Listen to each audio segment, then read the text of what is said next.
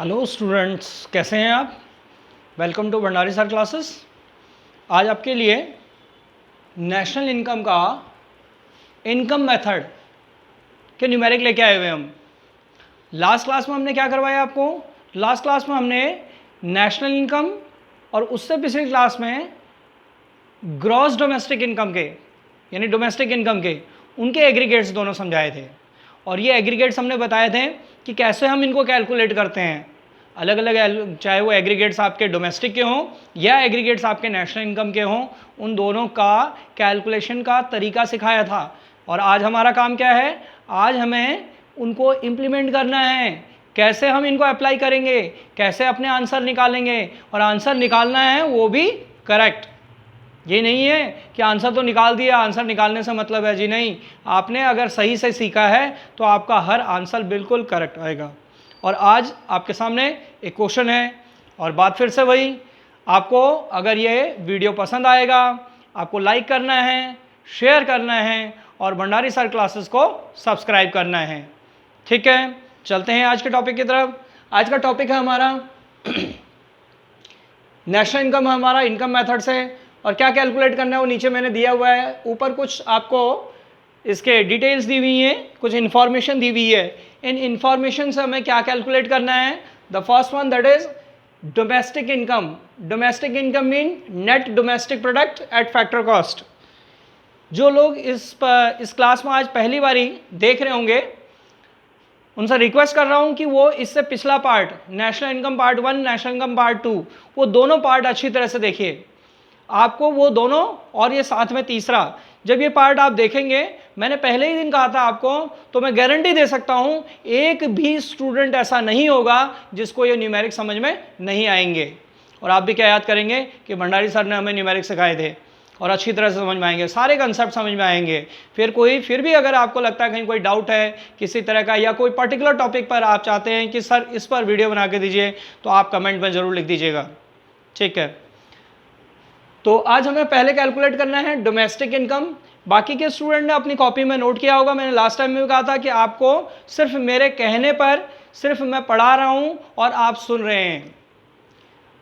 अभी ये गुरुकुल वाली रीत तो रही नहीं है, हमारे पास बुक्स हैं, आपको नोट करना पड़ेगा, क्योंकि आपका माइंड वैसे ही काफ़ी डाइवर्ट रहता है, फोकस तो होता नहीं है। तो आपको क्या करना है, अपने माइंड को थोड़ा फोकस में लेके आना है, उसे अपनी कॉपी में नोट करना है। और नोट करने के साथ साथ जब मैं आपको यहाँ पर पढ़ा रहा हूँ तो उस समय आप बिस्तर में लेट के ना देखें, इसको बेड पर लेट गए और ऊपर की तरफ के आप मोबाइल बड़े आराम से देख रहे हैं, टहलते हुए देख रहे हैं, ऐसे नहीं करना है। आपको क्या करना पड़ेगा, आपको कंसंट्रेशन करना पड़ेगा एक जगह बैठकर।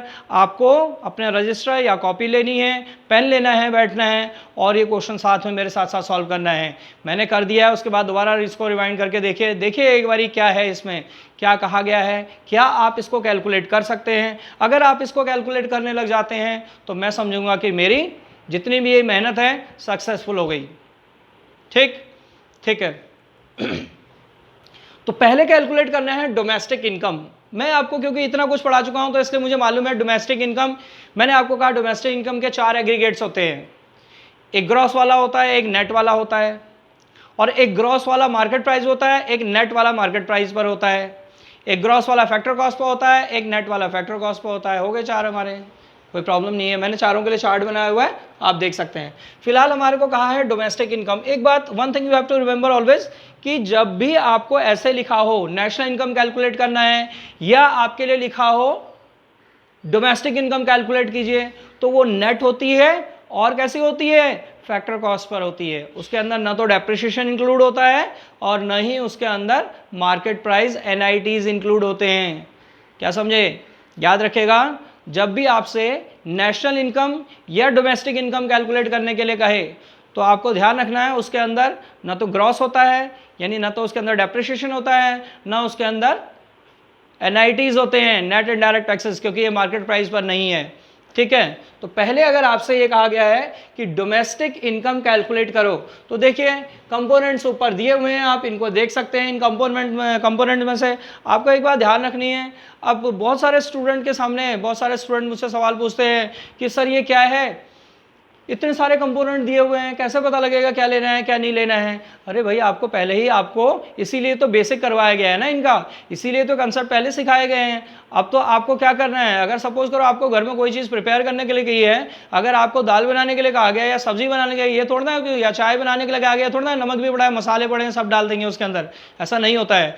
जो इंग्रेडिएंट्स आपको जो कुछ आप प्रिपेयर कर रहे हैं उसके लिए चाहिए सिर्फ उसे उठाइए, बाकी को आप भूल जाइए। यहाँ पर भी यही करना है। अगर मैं आपको नेशनल इनकम कैलकुलेट करवा रहा हूँ तो नेशनल इनकम के जो इंग्रेडिएंट्स मैंने आपको बताए हैं, जो जो कंपोनेंट्स मैंने आपको उसके बताए हैं, आप सिर्फ उन्हीं को ही फोकस कीजिए, बाकी को छोड़ दीजिए। समझ में आया? ठीक है। डोमेस्टिक इनकम पहले बात करते हैं हम डोमेस्टिक इनकम की। तो कैलकुलेशन ऑफ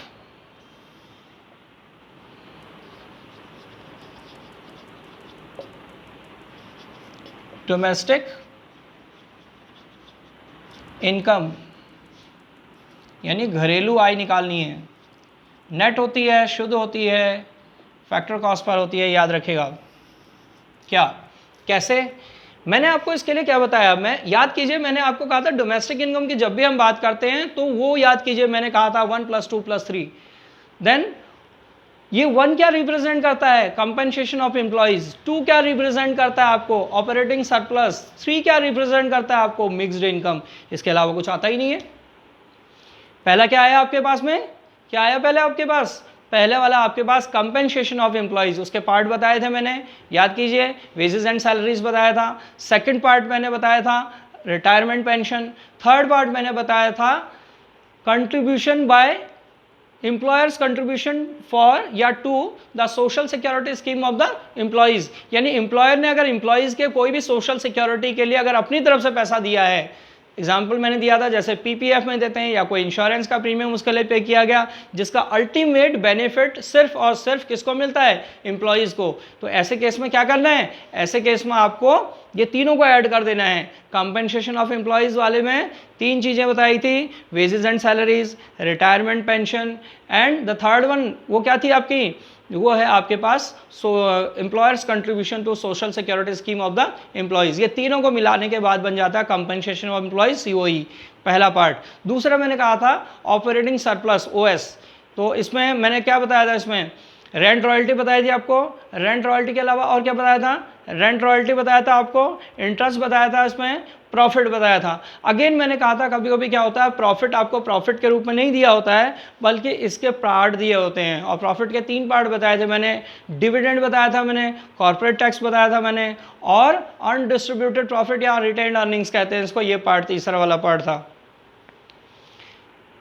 तीसरा मैंने कहा था मिक्स्ड इनकम। मैंने कहा था कि कभी कभी क्या होते हैं, छोटे छोटे सेल्फ एम्प्लॉयड पर्सन होते हैं, छोटे छोटे शॉपकीपर होते हैं, या बाकी के लोग हैं, बार्बर है, या छोटे छोटे ऐसे बहुत सारे लोग होते हैं जो क्या कर रहे होते हैं, जो सेल्फ एम्प्लॉयड होते हैं, खुद अर्न कर रहे होते हैं। उनके पास में उनकी जो भी छोटी मोटी पूंजी उन्होंने या कैपिटल उन्होंने लगाई होती है, उनकी भी अपनी होती है।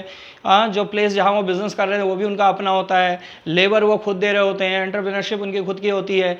तो यानी सारे के सारे वो all the factors of production are किसके? Provided by that self employed person.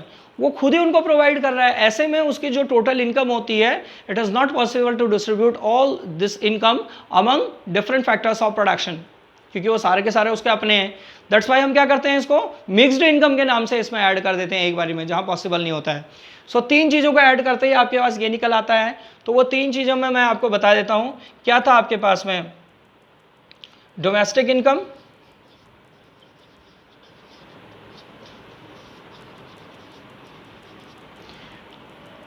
Domestic income जिसको मैंने कहा था आपको net domestic product at factor cost, NDP at FC. DP for domestic, net है ये, ना तो इसमें डेप्रिसिएशन इंक्लूड है और ना एनआईटीज। तो ये कैलकुलेट करना है। तो इसमें देखिए कंपनसेशन ऑफ एम्प्लॉयज़ का पार्ट देखिए क्या है इसमें।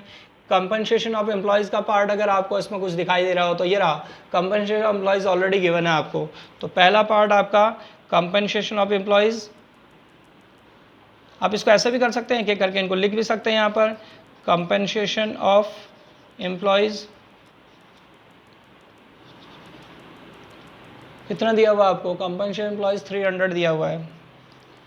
आप इसको यहाँ लिख सकते हैं रुपीज़ इन करोड़्स, ठीक। 300 गिवन है। सेकंड मैंने आपको क्या कहा था, मैंने कहा था ऑपरेटिंग सरप्लस, ऑपरेटिंग सरप्लस, या तो ऑपरेटिंग सरप्लस गिवन हो, नहीं तो इसके पार्ट ढूंढिए, रेंट रॉयल्टी वाले जो बताए, इंटरेस्ट वाले।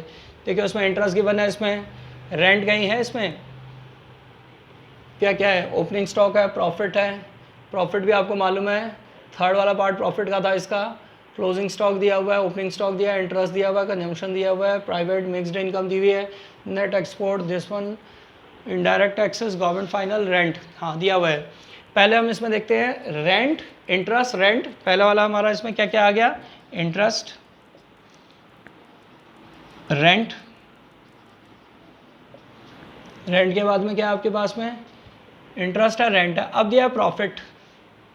यही तो तीन पार्ट थे इसके, ये तीनों को जैसे ही आप ऐड करेंगे तो आपके पास में ये निकल आएगा। तो इंटरेस्ट है आपका 500 का, रेंट है आपका 70 का, और प्रॉफिट है आपका 60 का। ऐड कर दीजिए इसको, कितना हो गए 630, ठीक है। अब दो पार्ट हो गए, तीसरा पार्ट हमें मिक्स्ड इनकम चाहिए, मिक्स्ड इनकम, ये देखिए मिक्स्ड इनकम, अगर एमआई आपको कैलकुलेट करनी है तो ये रहा आपके पास मिक्स्ड इनकम 100 का, ये लीजिए। मैंने आपको पहले ही कहा था इसका जो फॉर्मूला होता है 1 + 2 + 3 होता है, यही बताया था ना, क्या बताया था इसका formula, 1 for compensation of employees, 2 for operating surplus and 3 stands for what, mixed income of self employed. वैसे मैंने एक चौथा भी बताया था, फोर्थ पार्ट आपको, NFIA, net factor from abroad, यही था ना, net factor income from abroad, NFIA, ये चौथा वाला, लेकिन ये नेशनल के लिए था।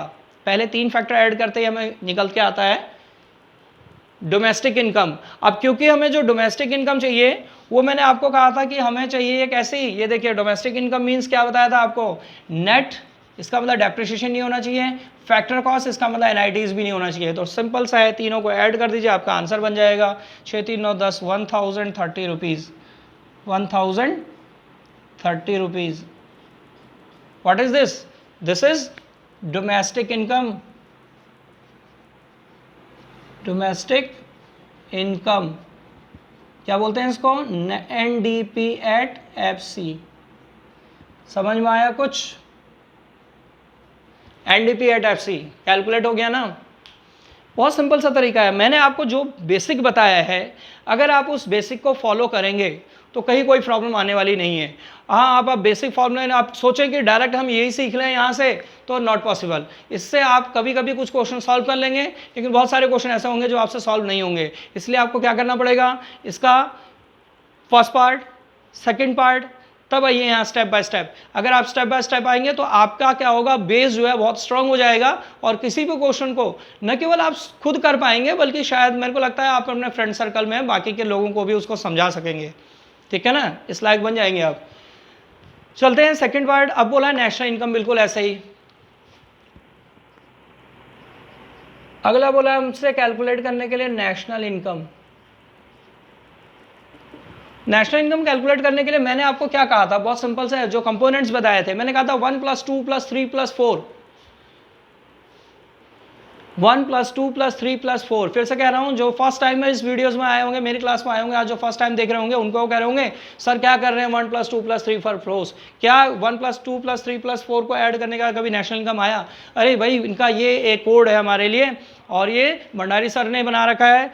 ये कौन सा कोड बना दिया, ये बना दिया 1 stands for compensation of employees, this 2 stands for operating surplus, 3 stands for what, mixed income of self employed, and 4 stands for net factor income from abroad, NFIA।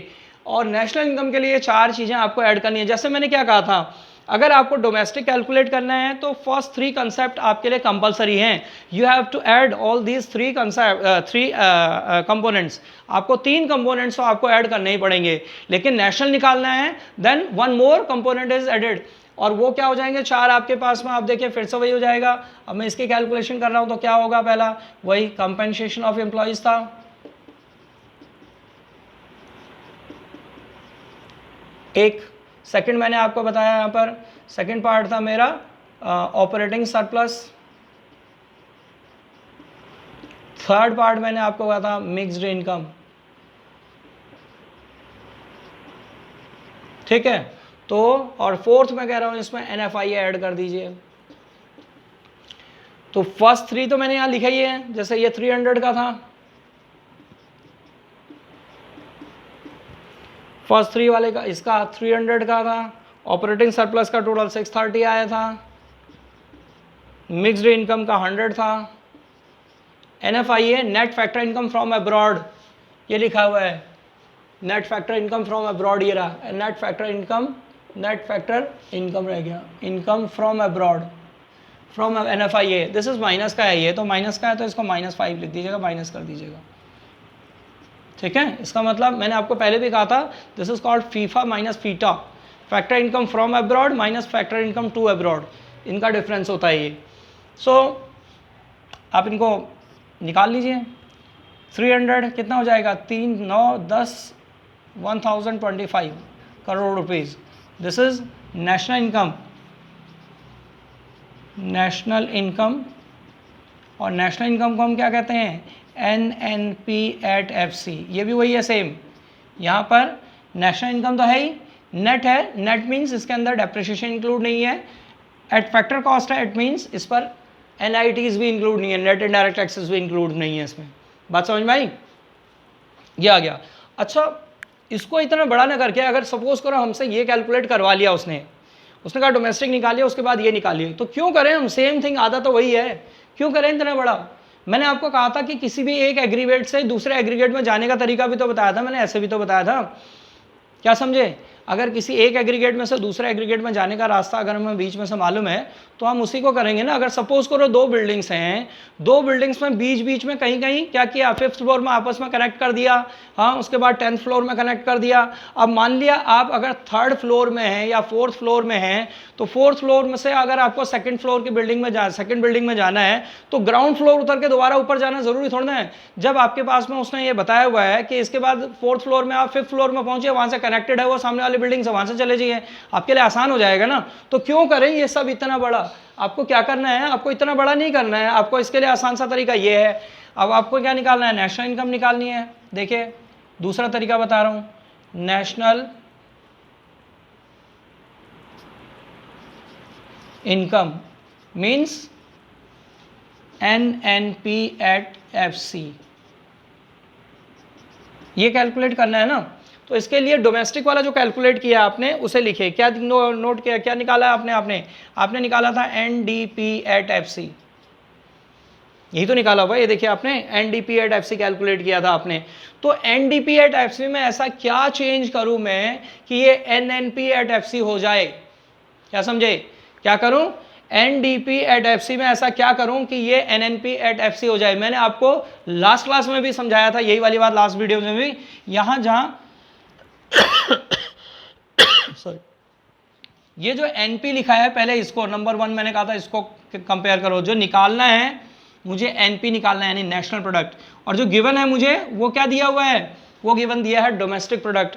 तो मैंने आपको जो स्टार्टिंग में बिल्कुल बेसिक में मैंने जब कंसेप्ट सिखाने स्टार्ट किए थे तब मैंने आपको इसी का ही मीन्स नेशनल इनकम वाले में, तब मैंने आपको ये समझाया था कि डोमेस्टिक और नेशनल में क्या डिफरेंस होता है। नेशनल बड़ा होता है, डोमेस्टिक कंसेप्ट थोड़ा छोटा होता है।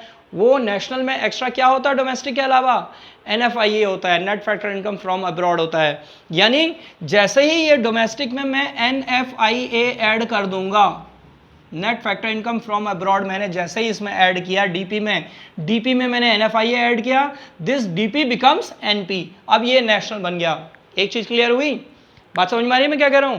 मैंने आपको ये कहा कि जैसे ही DP में मैंने NFIA ऐड किया, दिस DP बिकम्स NP, यानी एक चीज तो हो गई कि मेरे पास NP आ गया अब, ठीक है। अब देखिए स्टार्टिंग में जो मुझे निकालना है वो है N नंबर 2, मैंने कहा था इधर आइए, नेशनल कैलकुलेट करना है आपको, और जबकि यहां गिवन में क्या है आपको, ये भी नेट है, ये तो भैया ठीक है, जो एक जैसा हो दोनों तो वहां तो कोई प्रॉब्लम ही नहीं है, जहां दोनों मैच करते हो वहां हमें कोई चेंज नहीं है, उसमें कुछ करना भी नहीं है, ठीक। अब आते हैं तीसरे की बारी।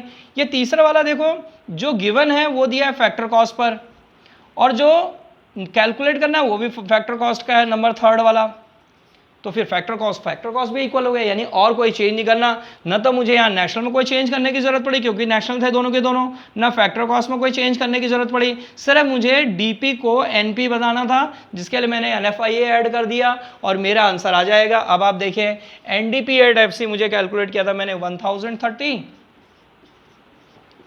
एनएफआईए मैंने अभी बताया था आपको दिस इज -5, सो आपका आंसर आ गया 1025 रुपीज़, 1025 करोड़। देखो ऊपर भी यही निकाला था। तो मैं ये कह रहा हूं आपको कि अगर आपके पास शॉर्टकट रास्ता है देन क्यों ना करें उसका यूज। आपको पता है तो आपका टाइम भी बचता है, और टाइम तो आपको मालूम है, आपको अगर जब बोर्ड एग्जाम में बोर्ड एग्जाम में आप नेक्स्ट ईयर में अपीयर करेंगे तब क्या होगा, वहाँ बोर्ड एग्जाम में आपके लिए टाइमिंग का फैक्टर एक बहुत बड़ा की एलिमेंट होता है आपके लिए। ये इस टाइम का आपको बहुत ध्यान रखना है। तो अगर वो आसानी से सॉल्व हो सकता है तो कीजिए उसको, रेदर देन आप इतना बड़ा इसको सॉल्व करें। What you have to do, आपको जो भी शॉर्ट दिया हुआ है आप इसको अप्लाई करें, ठीक है। ये भी तो सिखाया था मैंने लास्ट क्लास में, वेरी गुड। और देखते हैं कुछ और भी पूछा है उसमें, लिखा gross national income eight market price third, gross national number one मैंने यहाँ कैलकुलेट किया है आपके लिए, नंबर 2 कैलकुलेशन यहाँ पर थी, और नंबर 3 की कैलकुलेशन डोमेस्टिक इनकम हमने यहाँ कैलकुलेट किया है, नेशनल इनकम हमने, अच्छा ये दोनों नेशनल इनकम के पार्ट है। ये थर्ड वाला पार्ट है हमारा ग्रॉस नेशनल इनकम एट या प्रोडक्ट एट मार्केट प्राइस। ध्यान रखिए प्रोडक्ट और इनकम एक ही बात है। मार्केट प्राइस क्या बना ये देखिए एक बारी शॉर्ट में, ग्रॉस नेशनल प्रोडक्ट इनकम या प्रोडक्ट एक ही बात है, प्रोडक्ट एट मार्केट प्राइस। अब देखिए आपने नेशनल इनकम भी तो निकाला, आप इसको कहाँ से, आप इसको डोमेस्टिक से भी कैलकुलेट कर सकते हैं, आप इसको नेशनल से भी कैलकुलेट कर सकते हैं। तो जब नेशनल है तो नेशनल वाले से कैलकुलेट कर लेते हैं, ज़्यादा बेटर है। हाँ मैंने कहा ना आप किसी से भी कैलकुलेट कर सकते हैं, किसी भी एक एग्रीगेट से आप बड़ी इजीली सेकंड वाले में जंप कर सकते हैं कुछ चेंजेस करने के बाद। तो देखिए यहाँ पर देखिए जो मुझे कैलकुलेट करना है that is GNP at MP. हाँ क्या कैलकुलेट करना है, जीएनपी एट एमपी, और दिया गिवन क्या है मेरे पास, सपोज करो इस बार जो मैंने जीएनपी रहा नेशनल इनकम, मेरे को इस बार नेशनल इनकम कैलकुलेट किया है ना, इससे पहले मैंने एनएनपी एट एफसी, तो इसको लिख देता हूँ मैं एनएनपी एट एफसी। मेरे पास एनएनपी एट एफसी तो है, इसकी वैल्यू है ना। अब इसमें क्या चेंज करें, क्या अल्टरेशन आप इसमें करेंगे कि ये क्या बन जाए, ये आपका जीएनपी एट एफसी बन जाए। देखते हैं, ये देखिए सबसे पहले मैंने कहा था बीच वाले को पकड़ना, ये है एनपी नंबर 1, और इधर वाले में देखिए ये भी एनपी नंबर 1। तो यहाँ तो कोई चेंज ही नहीं है, कुछ करने की ज़रूरत ही नहीं है आपको, हो गया आसान। नंबर 2 जो गिवन है उसके अंदर आपको दिया हुआ है नेट एन दिया हुआ है, जबकि जो कैलकुलेट करना है निकालना है वो ग्रॉस है। तो भैया क्या करें, इस नेट में ऐसा क्या चेंज करें वो ग्रॉस बन जाए। क्या चेंज करें इसमें, नेट में ऐसा क्या चेंज करें वो ग्रॉस बन जाए। नेट और ग्रॉस में क्या डिफरेंस होता है, ग्रॉस में डेप ऐड होता है, नेट के अंदर डेप नहीं होता है। तो जैसे ही मैं नेट में डेप ऐड कर दूंगा ये नेट न रह के क्या हो जाएगा, ग्रॉस हो जाएगा। तो मैं आप क्या करूंगा यहाँ पर इसके अंदर, इसमें डेप्रिसिएशन या इसी को हम कहते हैं कंजम्पशन ऑफ फिक्स्ड कैपिटल, कहीं लिखा हुआ देखा था मुझे ध्यान आ रहा है, कंजम्पशन ऑफ फिक्स्ड कैपिटल कहीं था आपका, ये रहा, इसी को ही डेप्रिसिएशन कहते हैं। तो मैंने शॉर्ट में लिख दिया डेप्रिसिएशन, तो डेप्रिसिएशन हो गया। अब 2 फैक्टर हमारे मैच करके 2 फैक्टर हमने चेंज कर लिए। अब तीसरा देखिए जो कैलकुलेट करना है वो मार्केट प्राइस पर कैलकुलेट करना है। नंबर 3 क्या कैलकुलेट करना है आपको, मार्केट प्राइस पर कैलकुलेट करना है, और जो गिवन है देखिए वो फैक्टर कॉस्ट पर है। फिर से देखिए मैंने स्टार्टिंग में तीनों बताए थे, यही 3 चीज़ें आपको। मार्केट प्राइस में क्या होता है, जैसे ही ये मार्कर मार्केट में जाएगा इसके ऊपर टैक्स लग जाएगा, एनआईटीज आ जाएगा, टैक्स आ जाएगा और सब्सिडीज लेस हो जाएगी, एनआईटीज नेट इनडायरेक्ट टैक्सेस। तो मार्केट प्राइस के अंदर नेट इनडायरेक्ट टैक्स इंक्लूड होते हैं, फैक्टर कॉस्ट के अंदर सिर्फ फैक्टर की कॉस्ट जो पेमेंट की आपने वो इंक्लूड होता है, उसमें टैक्स नहीं होता है। तो यहाँ फैक्टर कॉस्ट में टैक्स नहीं है, जबकि जो कैलकुलेट करना है उसके अंदर फैक्टर कॉस्ट, उसके अंदर मार्केट प्राइस में टैक्स होता है। तो इसमें ऐसा क्या करूँ कि ये भी एमपी बन जाए। तो जैसे ही फैक्टर कॉस्ट में मैं टैक्स ऐड कर दूंगा ऊपर से एनआईटीज़ वाले, वैसे ही ये बन जाएगा मेरा एमपी देन एनआईटीज़। जैसे ही एनआईटीज़ ऐड किया मैंने, क्या बना वो बन जाएगा मेरा, क्या बन जाएगा, मार्केट प्राइस पर। तो ग्रॉस निकालें, नेट को ग्रॉस में चेंज करने के लिए डेप ऐड कर दिया, फैक्टर कॉस्ट को मार्केट प्राइस लाने के लिए एनआईटीज़ ऐड कर दिया, क्योंकि ये कंसेप्ट बड़े छोटे होते हैं दोनों, ये वाले नेट का और फिक्स्ड कॉस्ट का। ग्रॉस और मार्केट प्राइस के कंसेप्ट बड़े होते हैं, इसीलिए हमने ये कर दिया। अब निकाल लीजिए इसको, क्या प्रॉब्लम है। एनएनपी एट एफसी वाले में 1025 that we have calculated already. So second one is depreciation. So consumption of fixed capital is ₹20, मतलब करोड़ में है जो भी है। एंड NITs ये -5 आपको गिवन है, NFIA नहीं सॉरी NITs आपको ये रहा नेट इनडायरेक्ट टैक्सेस, NITs ये है ₹20 का। तो इसमें डेप्रिसिएशन भी 20 का है और ये भी 20 का है, सो 20 अगेन। तो अब ये हो गया 1065 करोड़। क्या समझे? मैंने आपको यह समझाया है किसी भी एक एग्रीगेट से आप दूसरे एग्रीगेट में क्या कर सकते हैं, अपने आप को कन्वर्ट कर सकते हैं, यानी उस क्वेश्चन को। और उसे कन्वर्ट करने के लिए आपको बेसिक नॉलेज का होना ज़रूरी है, जो मैंने आपको national income part 1, national income part 2, national income part 3 वगैरह इन सब में दिए हैं। इसका मतलब आपको क्या करना है, इससे पहले के जितने भी मैंने पार्ट आपको दिए हैं, आपको वो सारे के सारे पढ़ने होंगे, अच्छी तरह से देखने होंगे। मैंने पहले ही कहा, खाली देखना नहीं है।